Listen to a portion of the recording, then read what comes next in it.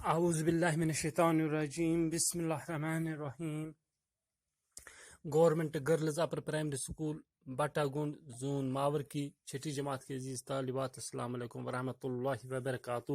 آج تاریخ ہے 10 ستمبر 2020 عیسوی اور دن ہے جمعرات کا۔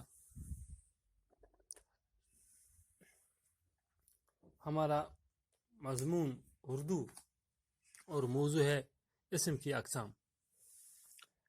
پیارے بچوں، اس سے پہلے ہم نے کلمہ کی قسمیں پڑھی ہیں۔ 3 قسمیں ہوتی ہیں کلمہ کی: اسم، فعل اور حرف۔ اسم کسی بھی شے کا نام کہلاتا ہے۔ جب ہم کسی شے کا نام لکھیں تو اس کو ہم اسم کہتے ہیں۔ فعل کوئی بھی کام ظاہر کرتا ہے اور حرف اسم اور فعل کو آپس میں ملاتا ہے۔ تو پیارے بچوں، آج ہم اسم کی اقسام پڑھنے جا رہے ہیں۔ اسم جو ہوتا ہے، جب ہم کسی کا نام پکارتے ہیں خاص طریقے سے، تو وہ اسی شخص یا اسی چیز یا اسی جگہ کے لیے ہم استعمال کر سکتے ہیں۔ جیسے ہمارے گاؤں کا نام بٹا گنڈ ہے، ہمارے تحصیل کا نام لنگیٹ ہے، تو یہ تحصیل لنگیٹ جو ہم کہتے ہیں، صرف اپنی ہی تحصیل کا یہ نام کے لیے ہم استعمال کر سکتے ہیں۔ جب ہمیں کسی دوسرے تحصیل کی نام لکھنی ہو تو وہاں پر ہم لنگیٹ نہیں لکھ سکتے ہیں۔ لیکن جو لفظ تحصیل ہے، تحصیل عام چیزوں کے لیے، ہم عام جگہوں کے لیے ہم استعمال کرتے ہیں، جیسے تحصیل لنگیٹ، تحصیل ہندواڑہ، تحصیل کپواڑہ۔ تو تحصیل جو ہے یہ عام نام ہے، جبکہ جو لنگیٹ ہے یہ خاص نام ہے، خاص جگہ کا۔ اسی طرح ہم جب اردو کی بات کرتے ہیں، اگر ہم اردو کتاب لکھیں اردو، تو کسی بھی کتاب کو ہم اردو کہہ سکتے ہیں۔ آپ کے کلاس کی اردو یا 7ویں جماعت کی اردو، 8ویں جماعت کی اردو ہم کسی بھی کتاب کو کہہ سکتے ہیں۔ وہ کتاب جو اردو زبان میں لکھی گئی ہو اس کو ہم اردو کہہ سکتے ہیں۔ لیکن جب ہم بہرستان اردو لکھیں تو یہ خاص اردو کو ظاہر کرتا ہے۔ گلستان اردو لکھیں، یہ خاص اردو کو ظاہر کرتا ہے۔ چنار لکھیں، یہ خاص اردو کو ظاہر کرتا ہے۔ تو اس طرح ہم خاص نام کے لیے جو کلمہ استعمال کریں اس کو ہم اسم خاص کہتے ہیں، اور جو عام چیزوں کے لیے ہم استعمال کریں اسم، اس کو اسم عام بھی کہتے ہیں۔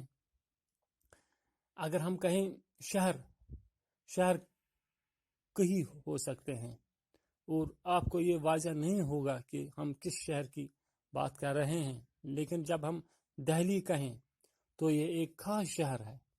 تو یہ خاص نام جب کسی کو دیا جائے اس کو اسم خاص کہتے ہیں یا اسم معرفہ بھی کہتے ہیں۔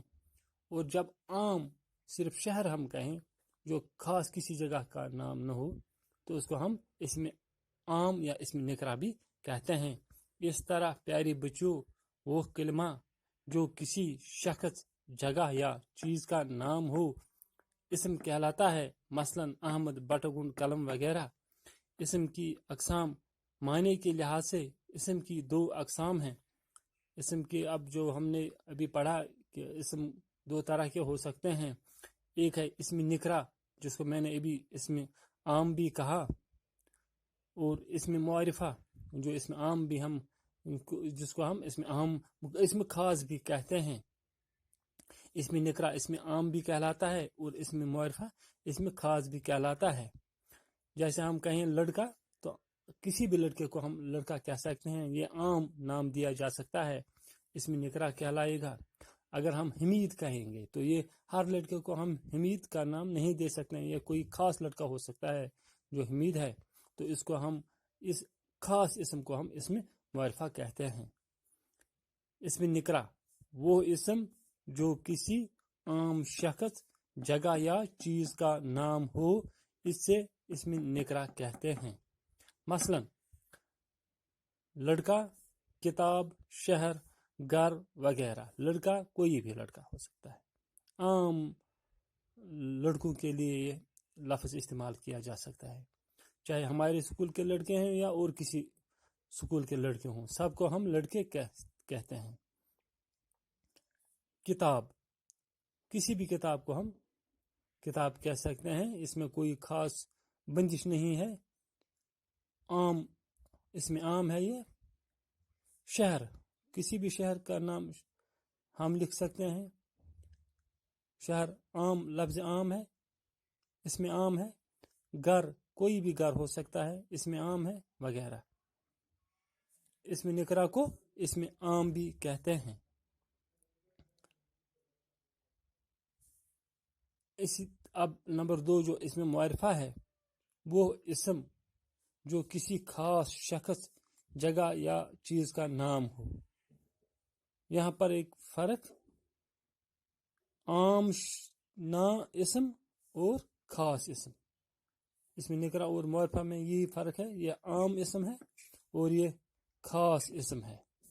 इसमें मुआरिफा कहते हैं, मसलन मोहम्मद अकरम, लड़का तो आम इसम है। अगर मोहम्मद अकरम लड़का जो है उसका नाम अगर हम मोहम्मद अकरम नाम लेके कहें तो ये खास लड़का बन गया, ये आम लड़का नहीं बनता है। हम कहेंगे लड़का आ रहा है, लेकिन इसे वाज़ह नहीं होगा कौन सा लड़का आ रहा है।